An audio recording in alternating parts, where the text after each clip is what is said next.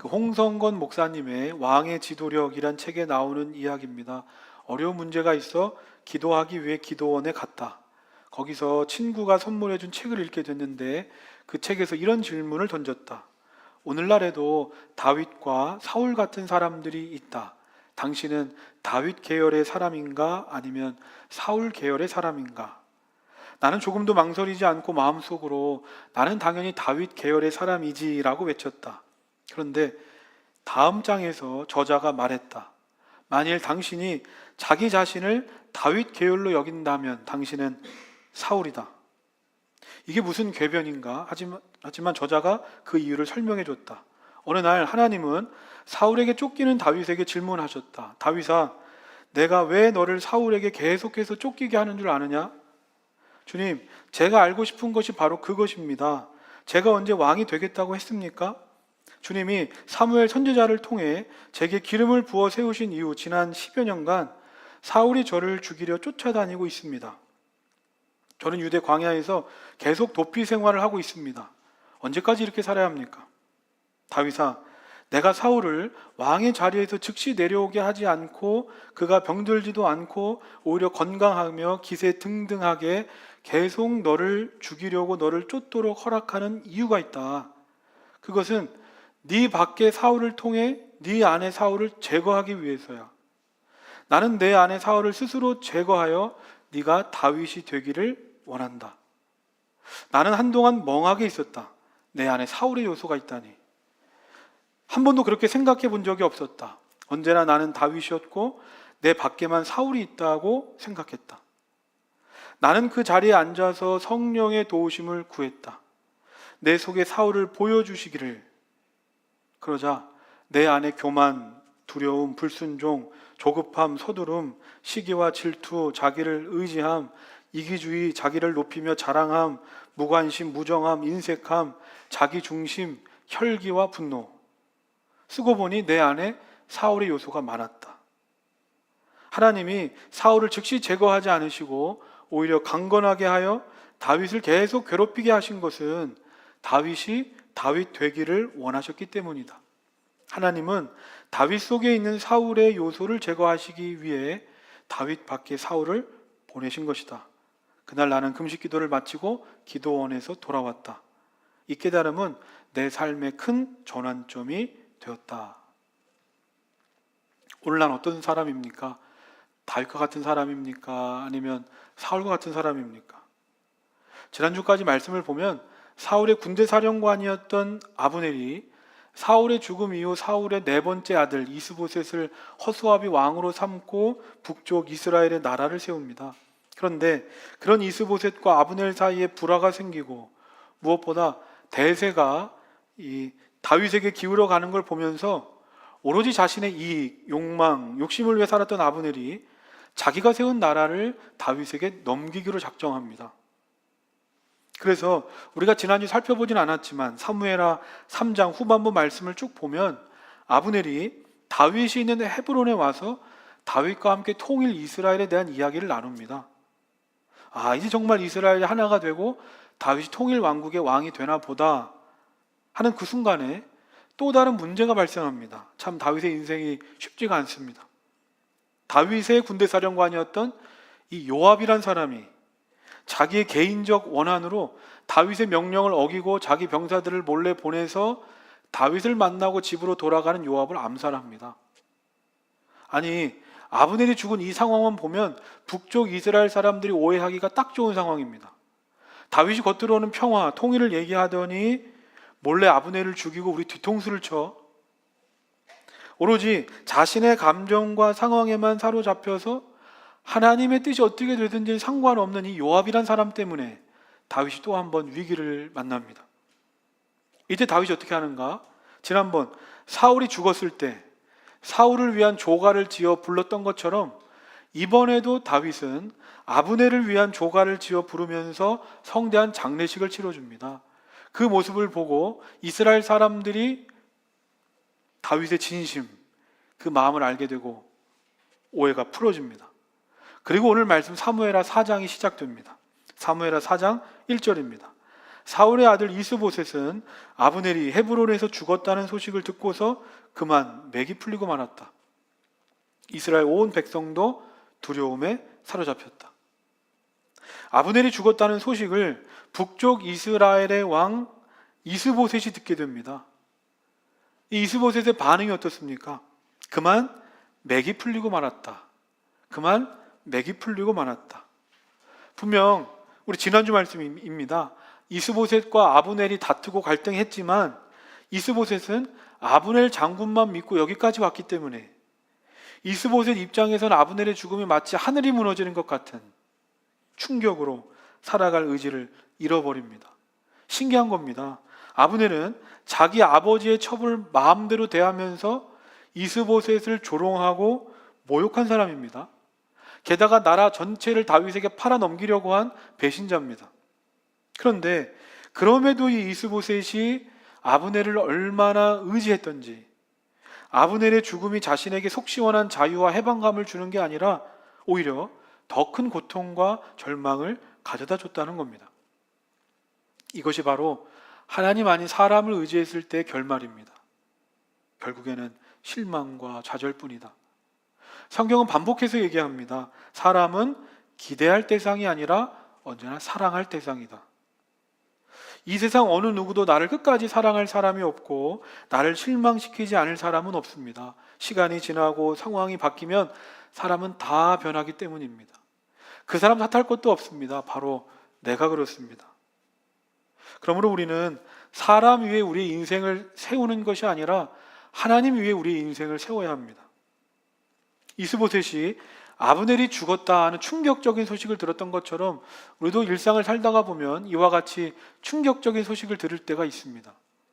그때 반응을 보면 지금 내가 내 인생을 어디에 세워두고 있는지가 여실히 드러납니다. 우리 주보에 있는데 이사야 40장 31절 우리 함께 읽겠습니다. 시작. 오직 주님을 소망으로 삼는 사람은 새 힘을 얻으리니 독수리가 날개를 치며 솟아오르듯 올라갈 것이요 뛰어도 지치지 않으며 걸어도 피곤하지 않을 것이다. 오직 하나님께 소망을 두는 사람, 하나님을 중심으로 하나님 위에 내 인생을 세우는 사람은 어떠한 상황과 환경 속에서도 지치지 않고 피곤치 않으며 독수리가 날개쳐 올라감과 같은 새 힘을 얻는 겁니다. 왜냐하면 그와 같은 새 힘은 오직 하나님께만 있기 때문입니다. 그러므로 믿음 없는 악인들은 문제를 만나면 맥이 풀어지지만 의인, 오직 하나님만을 믿고 의지하는 사람은 어떠한 문제와 어려움 속에서도 용기를 잃지 않는 줄로 믿습니다. 이어서 오늘 말씀 5절, 6절 우리 함께 읽겠습니다. 시작. 베에롯 사람 림몬의 두 아들 레갑과 뷰나와 이스보셋이 있는 왕궁으로 갔다. 그들은 한창 더운 대낮에 그곳에 도착하였는데 때마침 이스보셋은 낮잠을 자고 있었다. 그들은 밀을 가지러 온 사람처럼 꾸미고 대궐 안으로 들어가서 그의 배를 찔려서 죽였다. 그런 다음에 레갑과 그의 동생 바하나는 도망하였는데 아브넬의 죽음 이후 북쪽 이스라엘은 비상사태입니다. 이대로 있다가는 다윗에게 이 나라 통째로 넘겨주게 생겼습니다. 그러면 지금 이스보셋은 왕으로서 무엇이라도 해야 됩니다. 그런데 지금 그는 뭘 하고 있는가? 성경 말씀 보면 이런 급박한 상황 속에서 아무것도 하지 않습니다. 믿고 의지했던 아브넬의 죽음 이후 자포자기했는지는 몰라도 5절 말씀 보면 지금 이 상황에 낮잠을 자고 있습니다. 아니 지금 낮잠 잘 상황인가? 왕으로서 나라 걱정에 밤잠을 설쳐도 모자랄 판인데 지금 우리는 이러한 이스보셋의 행동이 이해되지 않습니다. 무엇이 중요한 줄도 모르고 이러고 있을 때인가?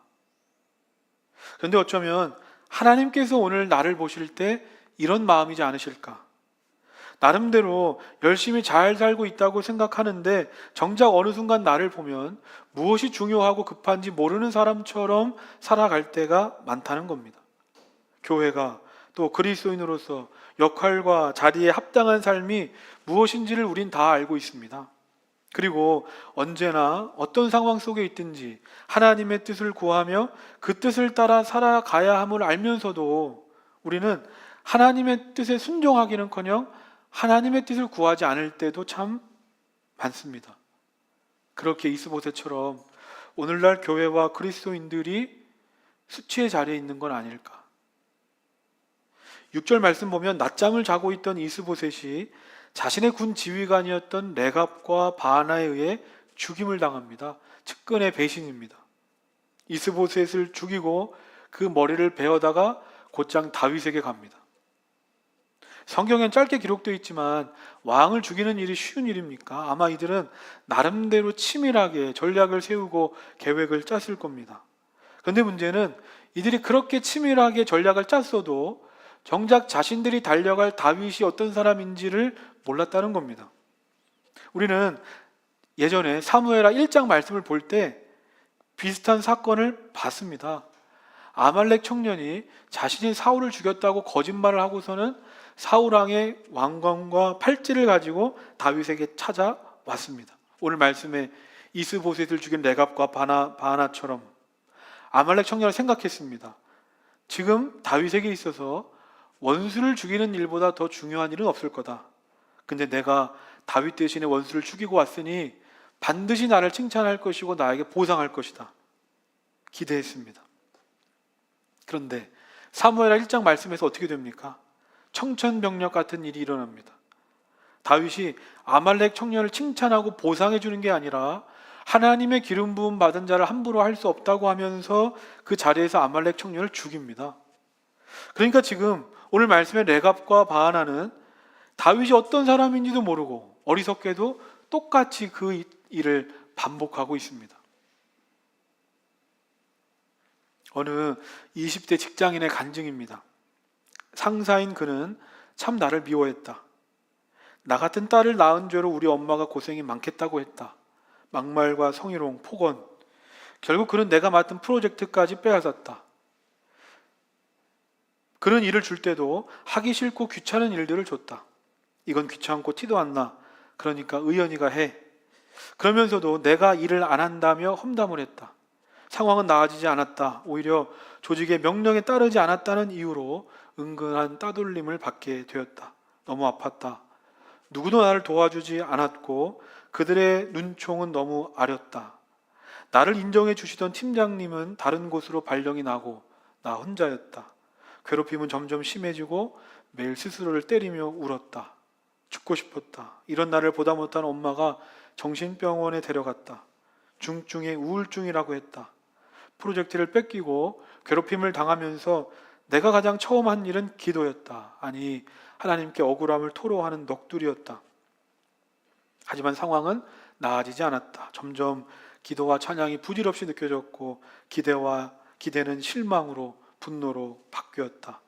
성경 읽기, 기도와 찬양을 하다가도 사람의 괴롭힘이 극심해지면 돌아서서 이것이 다 무슨 의미냐고 악다구니를 써대기도 했다.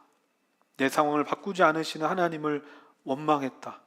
그러면서도 꾸역꾸역 하나님께 매달렸다.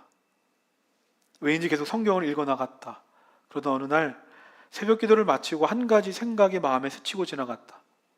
당시 나는 하나님의 말씀대로 살지 않고 내 멋대로 살았다. 일이라는 우상을 만들어 하나님 대신 일을 찬양했다.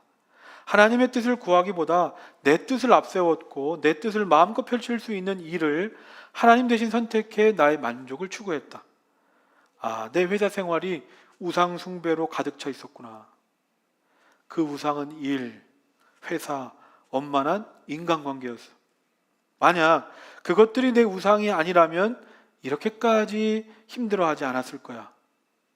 열심히 일했고 일을 잘하자 신입사원인 내게 많은 권한이 부여됐다. 하나님 없이도 내가 잘 해냈다고 착각하고 그 우상에게 기댔다가 무너지기 시작한 것이다. 권한과 책임이 커질수록 하나님께 감사하고 하나님의 음성을 들으려고 노력했어야 했다. 그 권한과 책임은 하나님께서 허락하셨기에 내게 있었던 것이므로 그때 나는 틀렸다. 우상은 내가 하나님보다 사랑하고 우선시하는 모든 것이다. 회개하며 주님께 엎드렸다. 주님은 사람과 달리 돌아온 나를 안아주셨다. 오늘 말씀의 제목은 사울의 세상에서 다윗으로입니다. 사울의 세상에서 다윗으로. 우리가 사무엘하 말씀을 쭉 살펴보고 있는데 그동안 얼마나 많은 인물들을 봤는지 모릅니다. 언제나 하나님보다 앞서갔던 사울. 사람들만 의지하고 쫓아다녔던 그의 아들 이스보셋, 오로지 자신의 이익과 욕망을 위해 나라를 세운 아브넬, 다윗의 부하였지만 명을 어기고 자기 감정과 기분대로 아브넬을 죽이며 하나님의 뜻을 가로막았던 요압, 다윗이 어떤 사람인 줄도 모르고 오로지 자기의 성공을 쫓아 다윗을 찾아가 죽임을 당하는 레갑과 바나까지, 저는 이 모든 사람들이 다 다윗이 아니라 사울처럼 보이는 겁니다. 분명 이들 모두 하나님을 알고 하나님을 믿는 사람들입니다. 그런데 다윗 한 명 빼고는 모두가 다 하나님의 세상이 아니라 사울의 세상을 살아가고 있습니다. 왜 그럴까? 방금 이야기한 그 20대 직장인처럼 일이 하나님인 것처럼 우리는 각자 하나님의 뜻보다 내 뜻을 앞세우고 펼칠 수 있는 그 무언가를 선택해서 하나님 말고 거기서 내 만족을 추구하기 때문입니다. 처음부터 그랬던 건 아닙니다. 그런데 어느 순간 나의 스펙이, 또 직장이, 돈이, 사람들의 인정과 성과가, 인간관계가 하나님이 계셔야 할 자리를 뺐더니 내 삶의 중심이 되어버린 겁니다. 그때부터는 하나님의 뜻, 하나님의 원리는 없습니다. 적자 생존, 약육강식, 세상의 원리를 따라 살아가는 것이 자연스럽고 당연해집니다. 이 세상은 힘의 원리로 돌아가는데 그 힘을 얻기 위해서라면 수단과 방법을 가리지 않고 무슨 일이든지 할 수 있는 겁니다. 이것을 문제라고 생각한 적이 없습니다. 왜냐하면 이 사울의 세상 속에서는 믿는 사람이건 믿지 않는 사람이건 모두가 다 이렇게 살기 때문입니다. 그러니까 이들이 지금 다윗의 반응을 이해할 수 있겠습니까? 원수를 내가 대신 죽였으니 상을 베풀 것이다. 당연히 다윗도 그럴 것이다. 합리적 계산입니다. 자신은 물론이고 다윗에게 다 좋은 일이기 때문입니다. 다윗이 정말 이들같이 생각하는 사람이었다면 다윗은 진작에 사울을 죽일 수 있는 기회가 찾아왔을 때 사울을 죽였을 것이고 어떻게든 자기 스스로 왕이 되려고 했을 겁니다. 그런데 다윗은 세상 사람들처럼 일반적인 상식을 따르는 사람이 아니라 그 가운데에서도 오로지 하나님의 뜻을 따르는 사람이었다는 겁니다. 역대 최장수 주중대사로 일한 김하중 장로님의 하나님의 대사라는 책에 나오는 이야기입니다. 나는 지난 36년간 공무원 생활을 했다. 외교관 30년, 대통령 외교안보수석 비서관, 주중대사, 통일부 장관도 했으니 세상 사람들이 봤을 때 꽤 성공적인 사람이라고 말할 수 있다. 사람들이 그 비결을 묻는다. 나는 어떤 경우에도 사람을 의지하지 않고 오직 기도하면서 하나님께서 내게 허락하시는 대로만 살아가려고 했다. 이전에도 그랬지만 특히 하나님의 사람으로 다시 태어난 이후 누구에게도 나의 인사 문제에 관한 이야기를 하지 않았다. 감사하게도 다른 분들이 내 이야기하기 전에 나를 도와줬지만 내가 스스로 누군가에게 괜한 부탁을 하거나 도움을 요청한 적은 한 번도 없었다. 내가 주중대사를 할 때 어떤 사람들은 뒤에서 대사가 골프도 안 치고 술도 안 먹고 그렇게 해서 외교가 되냐 비방했다. 그 사람들의 말은 세상적으로 볼 때 맞다. 그러나 나라와 민족을 위해 일하는데 반드시 골프 치고 술을 마실 필요는 없다고 생각했다. 나는 술 안 먹고 골프 안 치고 최장수 주중대사가 됐다. 그들이 아무리 뒤에서 욕을 해도 하나님께서 나를 지키시고 보호해 주셨으며 나를 높여주신 것이다. 내가 통일부 장관을 할 때 어떤 사람들이 뒤에서 통일부 장관은 일은 안 하고 기도만 한다고 비아냥거렸다. 그 사람들은 장관을 안 해봤기 때문에 대한민국의 장관이 일을 안 하고는 하루도 견디기 어렵다는 걸 모른다. 나는 정말 최선을 다해 열심히 일했다. 그리고 더욱 중요한 건 그렇게 바쁜 중에도 시간을 내어 나라와 민족을 위해 기도하는 이 장관이 있다는 게 그들에게 얼마나 큰 축복이 되는지도 모르고 그들은 그렇게 이야기했다. 세상이 주는 위협이나 유혹을 이기는 방법은 다른 데 있지 않다. 세상 속에 살지만 세상 사람들처럼 살지 않는 것이다. 대사님, 누가 대사님을 욕합니다. 그럼 난 이렇게 대답했다. 욕하는 게 당연한 거예요. 그게 무슨 말씀이죠? 내가 하나님의 사람이니까 하나님이 없다고 하는 사람들이 나를 욕하는 게 당연하죠. 나는 괜찮습니다. 이처럼 세상 사람들은 물론이고 언제부턴가 교회 다니는 사람들도 너무나 하나님만 이야기하면, 오직 말씀대로 살아야 한다라고 말하면 별로 좋아하지 않습니다. 부담으로 느끼고 융통성 없다고 말합니다. 이것은 다윗이 살던 시대도 마찬가지입니다. 다른 사람 말할 것도 없이 다윗이 그렇게 살았습니다. 주변 사람들 모두 다윗의 이러한 반응, 선택 이해하지 못했습니다. 그렇다면 어떻게 다윗은 이와 같은 세상 속에서 다윗으로 살 수 있었을까? 오늘 말씀 9절입니다. 우리 9절 함께 읽겠습니다. 시작. 그러나 다윗은 브랴롯 사람 딥몬의 아들 레갑과 그의 동생 바하나에게 이와 같이 대답하였다. 온갖 죽을 고비에서 나의 생명을 건져주신 확실히 살아계신 주님을 두고 맹세한다. 다윗이 레갑과 바하나에게 말합니다. 나는 온갖 죽을 고비에서 나의 생명을 건져주신 확실히 살아계신 하나님을 믿는다. 여기서 살아계신 이란 말은 히브리어 하이에서 나온 말로 단순히 살아있다, 생존해 있다는 뜻을 넘어서 역동적으로 활동하며 생명을 공급하다라는 의미를 가진 단어입니다. 그러니까 지금 다윗은 레갑과 바나가 가져온 죽은 이스보셋의 머리를 보고 있지만 실제로는 그 죽음을 보고 있는 게 아니라 지금도 살아계셔서 역동적으로 역사하시는 그 생명의 하나님을 보고 있다는 겁니다. 저는 이것이 바로 사울의 세상에서 다윗으로 살게 하는 우리 그리스도인들이 가진 힘인 줄로 믿습니다. 힘의 원리로 돌아가는 오늘날 세상은 언제나 수단과 방법을 가리지 말고 남을 짓밟고 죽여서라도 승리하라고 유혹합니다. 그런데 그리스도인들은 다른 겁니다. 그리스도인들은 지금도 살아계셔서 모든 것에 생명을 공급하시는 그 하나님을 바라보고 의식하며 살아가는 사람들이기 때문에 죽음을 말하는 세상 속에서도 생명을 말하는 겁니다. 누구보다 다윗이 이 생명의 하나님을 경험한 사람입니다. 다윗도 과거에는 세상의 원리와 방식대로 살다가 수많은 실패와 실수를 맛본 사람이기 때문입니다. 하지만 그때마다 하나님은 세상 사람들처럼 다윗을 멸망치 않으시고 다윗을 참고 기다리고 인내하시며 끊임없이 생명을 공급하셔서 다윗으로 하여금 새로운 삶을 살아가게 하신 게 아닙니까? 그러니까 다윗은 하나님이 어떻게 통치하시고 어떻게 일하시는지 알았습니다.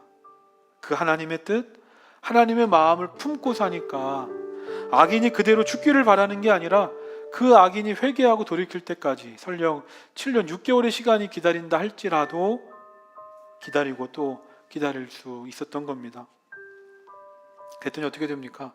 다윗이 왕이 되는 길목마다 세상은 끊임없이 복수하고 보복하고 살인하는 악순환이 계속됐지만 다윗은 그 가운데 한 번도 자기 손에 피를 묻히지 않았습니다. 오히려 사건마다 진심으로 애도하고 슬퍼했습니다. 공감하고 위로하며 생명을 공급했습니다. 그때 모든 사람들은 다윗을 이해하지 못했습니다. 융통성 없고 어리석다고 말했습니다. 그런데 다윗을 통하여 갈등과 분열이 멈추고 죽었던 것들이 살아나며 결국에 다윗이 왕이 되는 겁니다.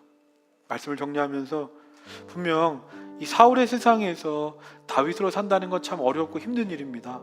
세상은 내가 아무리 희생하고 섬기고 생명을 공급한다 할지라도 나를 좋아하지 않기 때문입니다. 나를 좋게 봐주지 않습니다. 사울, 아브넬, 요압 같은 사람들이 등장해서 불의한 방법으로 상황을 복잡하게 만들어가고 때로는 나의 연약함과 부족함으로 인해서 더 꼬여갈 때도 많습니다. 하지만 그러한 현실 속에서 우리가 잊지 말아야 되는 건 분명 복잡하고 힘든 시간과 어려움의 과정들이 많았지만 결국 이스라엘은 통일이 되고 다윗은 왕이 된다는 겁니다. 온갖 죽을 고비에서 나를 건져주신 그 생명의 하나님을 바라보며 사울과 같은 세상 속에서도 생명의 물결을 흘려보내므로 다윗처럼 믿음의 사람들, 하나님을 기쁘시게 하는 사람들이 다 되시기를 주님의 이름으로 축원합니다. 오늘 말씀을 기억하면서 우리 함께 찬양하겠습니다.